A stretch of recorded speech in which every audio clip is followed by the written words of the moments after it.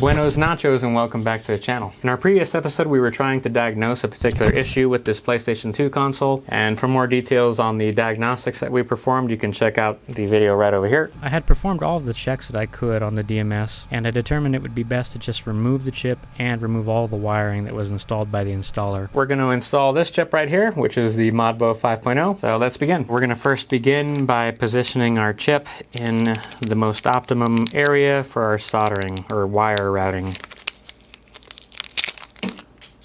Okay. So I'm thinking probably about there will do it. And I'm just putting the adhesive on the back of the chip. And right there should do. Of course, no video would be complete without me getting the bag of goodies. We'll begin by pre-tinning the solder points on the Modbo chip, and of course lowering our temperature down to 350C. And for now we're going to be using the T15 D24 Hakko soldering tip.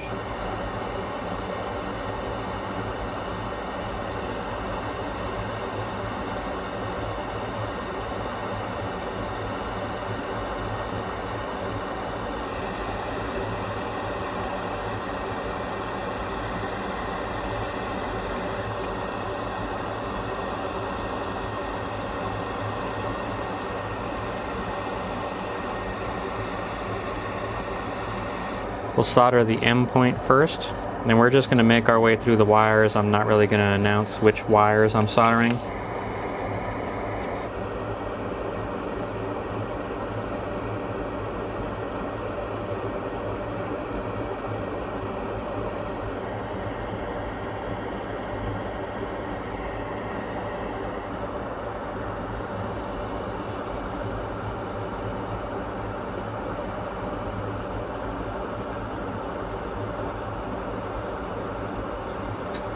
And of course you want to make sure you have a nice good bond.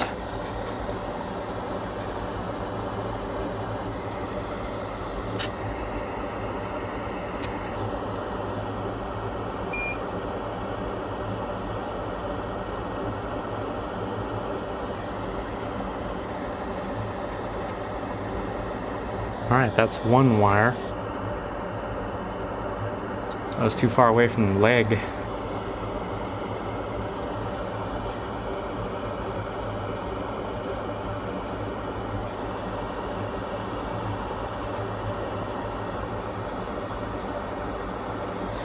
And so far that's how our routing looks.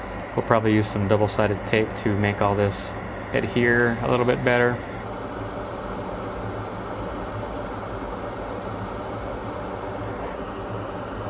I'm going to make sure that's a nice solid solder joint. Alright, and we have one more solder point over here. It's a nice solid joint there. No bridges. So we'll just take that line over to the P spot over here. And we have our last line here for that particular side of the IC. So the P line.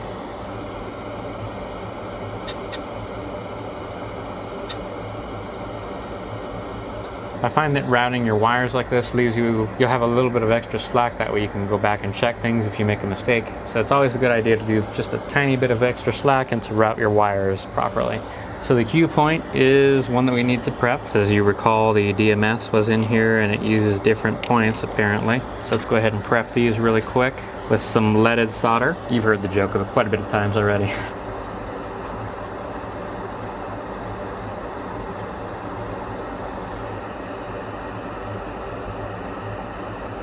Yeah, those look pretty good. Alright, so we're going to install the Q line, and that's second from the top, or in this case on the right hand side, so second from the one on the right hand side, whenever it decides to adhere. Wonder if I may benefit from switching to a smaller soldering iron tip instead of this giant one that I'm using. Alright, and now to route this in a nice looking way over here.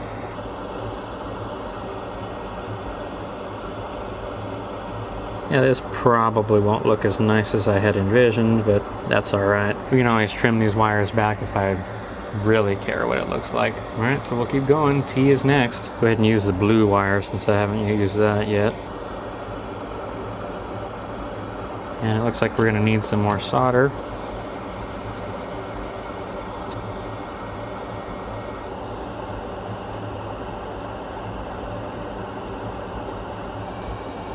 And it looks like these kind of fuse together a little bit. There we go. So far that's what we're looking at. Now let's go ahead and install that U wire.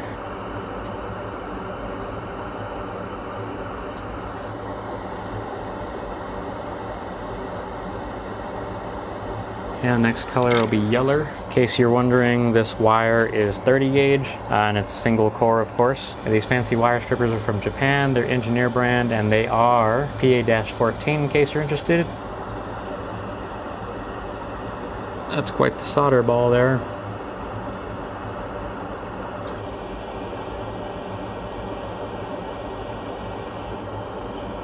Thought I'd be using the fancy tweezers, but it seems that this regular tweezer has been cutting it.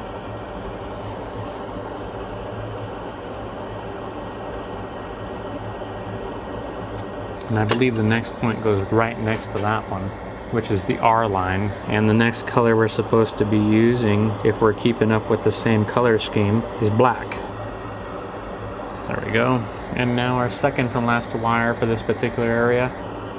Really should probably add some more solder to this thing though, so I don't think that's going to cut it. Yeah, that's much better.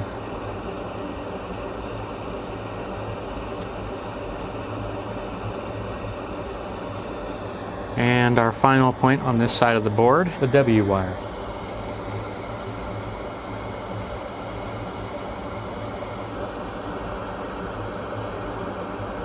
Well, it's attached, but we're offset a little bit.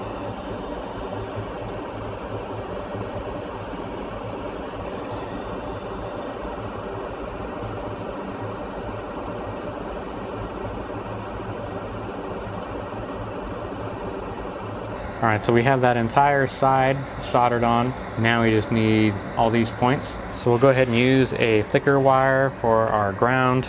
This is going to be 22 gauge or AWG. And we're of course just going to be soldering it right over here.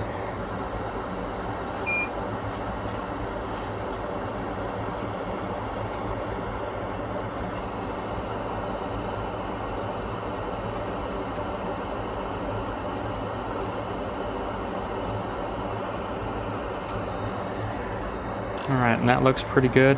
And now we need to run it right there.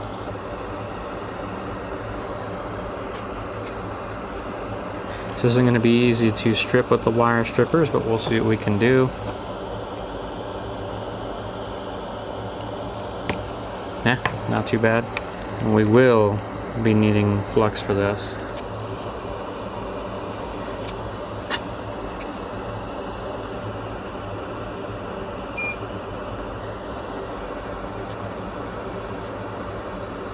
Not really exactly what I wanted, but I'm guessing this wire doesn't exactly have the best composition for the sleeve, but that will do. It is soldered on.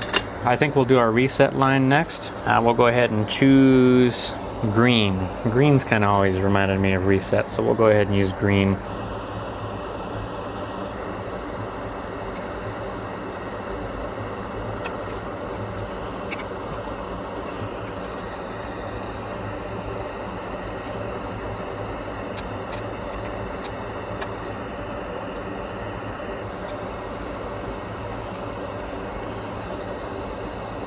Then we'll curve it around and have it end up right there.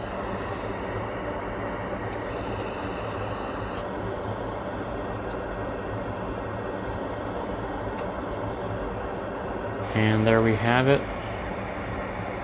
So that was our reset line. Now we need our 3 voltages, and we'll of course use the obligatory red wire, 22 gauge. For the 3 voltages, I'll probably want it to go down, I think. That way we're not messing with any exposed copper.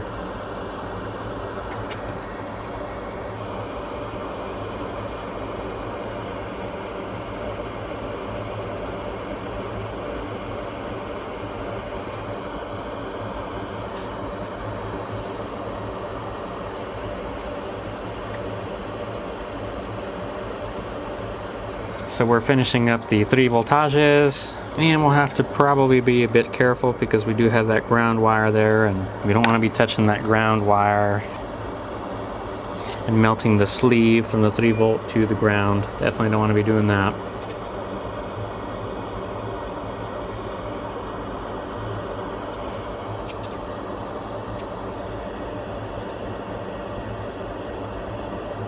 No, okay, yeah, I wasn't sure if that was supposed to go there. Next on the agenda are these guys. I don't remember how much this pack was on Amazon, but it definitely came in handy for this. Alright, so next is the CX wire. It's going to be kind of a long one, and we're not really abiding by any particular coloring scheme at the moment, so I guess we'll just start up a new coloring scheme, and we'll start with blue for the CX wire. So the CX wire needs to be run to this area, which is pretty close to the network adapter port. I don't know if it's the PMCIA port or whatever it's called, but yeah, right in this area is where it needs to be attached to. I believe one of these two. So anyway, let's go ahead and connect it over here. Well, let's first run it underneath the IC. Let's first run the wire underneath the IC legs. And the solder point that we'll be soldering to is the one closest to the IC.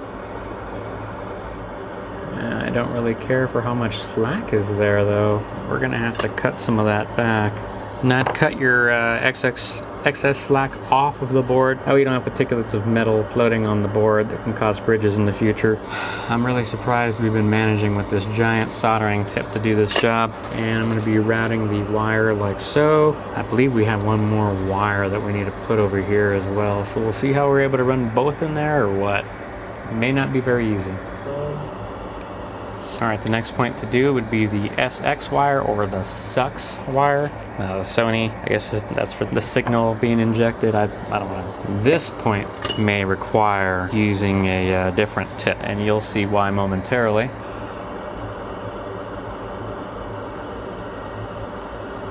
Reason being is because it goes, I'm not trying to build the suspense or anything, but it goes right in there between that cap and that resistor. They say you can solder in between both, so I may just do that. But first I need to figure out how I'm going to route this thing. And can I fit a second wire underneath the legs of that IC? I can. Looks like I can. Alright, since we were able to do that, we can go ahead and throw it over here. But we'll see how we can do this, because I know some of the sleeve on the wire will come off and it may leave too much exposed.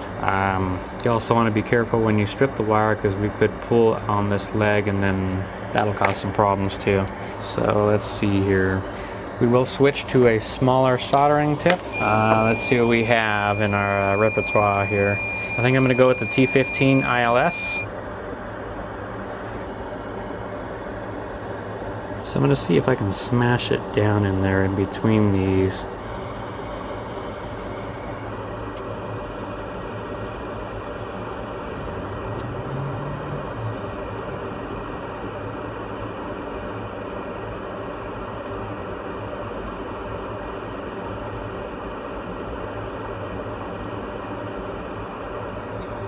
Alright, so we just finished with our SX wire. Let's go ahead and make sure there's continuity before we progress, just because that's an interesting way to do the soldering.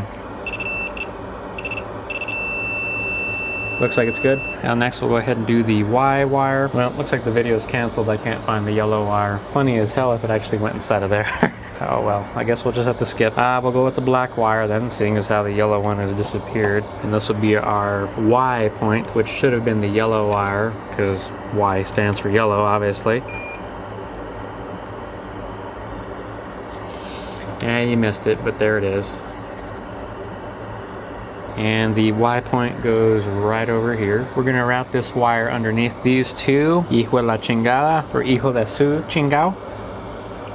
Bastard, get over there. And we're gonna throw it right over here. This is probably arguably yet another challenging wire. Not this time. Can you pick that up for me? The microphone fell. You're lazy, man.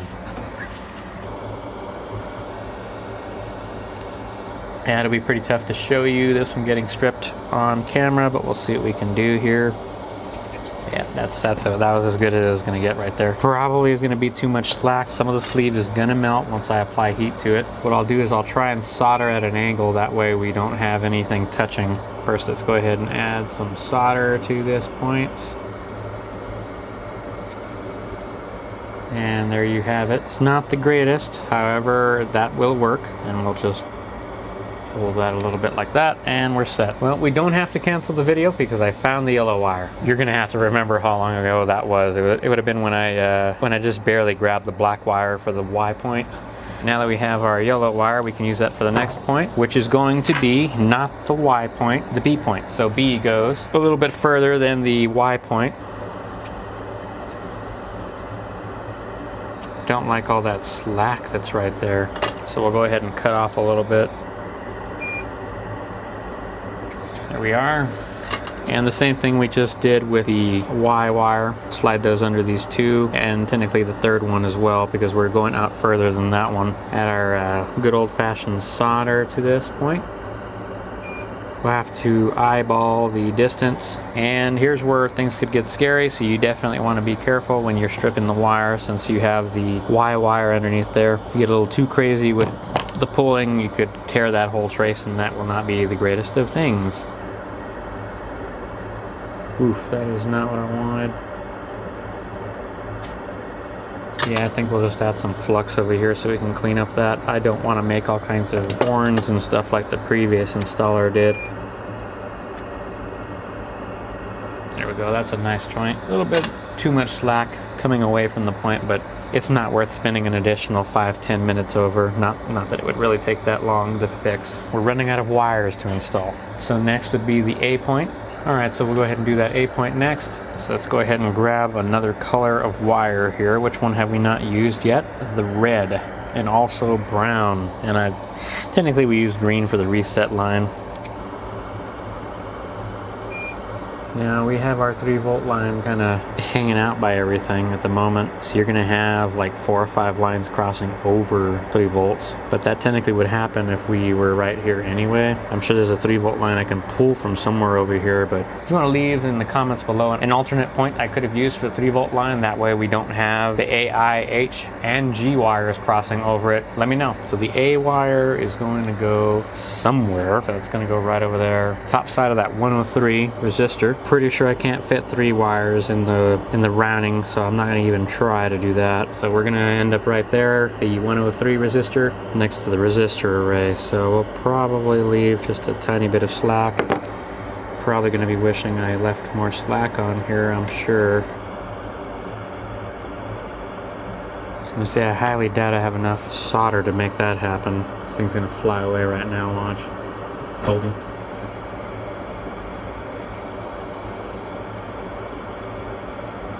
Yeah, it's a bit more over than I want for a solder blob, but I think that'll be okay.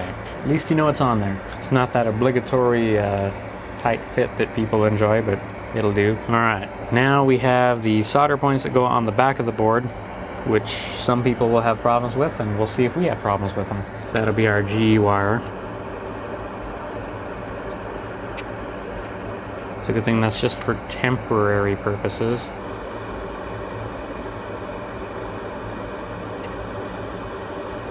Probably add all new flux, or flumx as some people have called it over the years.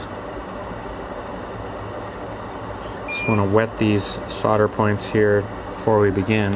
And now the G point is the second from the right hand side. You'll want to have probably just a little bit of extra slack just in case you make a mistake. Probably cut it right there. Of course, stripping this wire is not going to be the funnest. And it looks like there's a lot of slack is what the problem is, but we'll see if we can do this quickly, that way we don't end up introducing even more slack.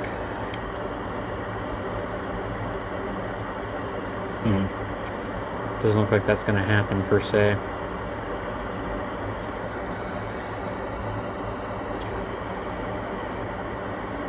Especially if you want a decent solder joint. As long as we don't have any other points touching that, we should be fine.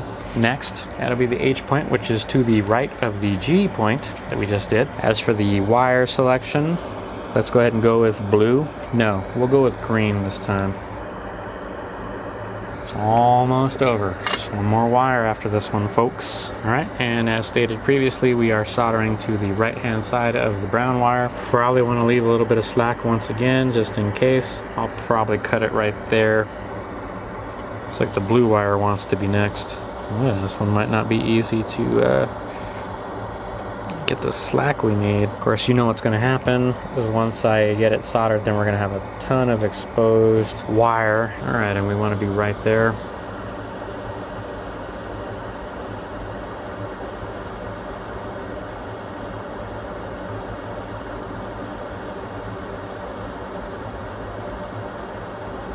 Yeah, I did expose quite a bit of the wire there, but it's not too bad. And we have one final wire to go. Blue is requesting that it got used, so that's going to be the next color we use. That was soldered off camera, but here is how it looks. Alright, and we're going to route that wire right through the same hole that we've been using. Alright, and this particular wire goes to the bottom trace. Right down here. I don't feel like having to pull the wire through the bottom, so we'll just leave a little bit of extra slack on this. That way we can strip the wire here at the top.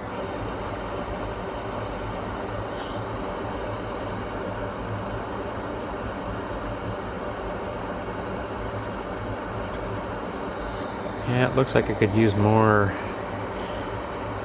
solder.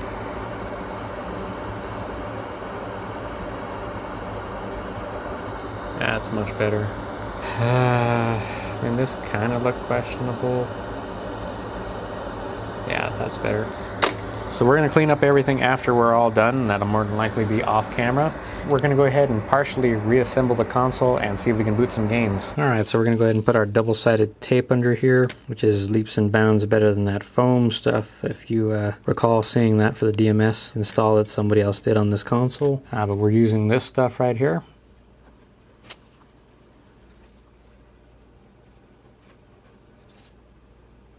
And just like that. Don't want to set our wires down.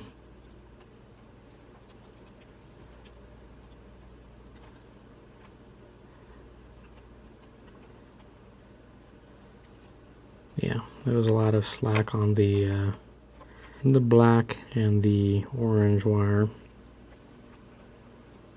But we can bring those in a tad.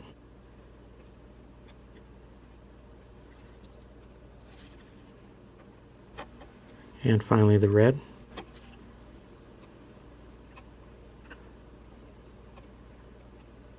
Probably need another piece of double-sided tape. Then we'll clean up our flux, but that's most likely going to be off screen. We just finished installing the Modbo chip into this PlayStation 2, and unfortunately we still have the same issue that we've always had, which is that weird screen.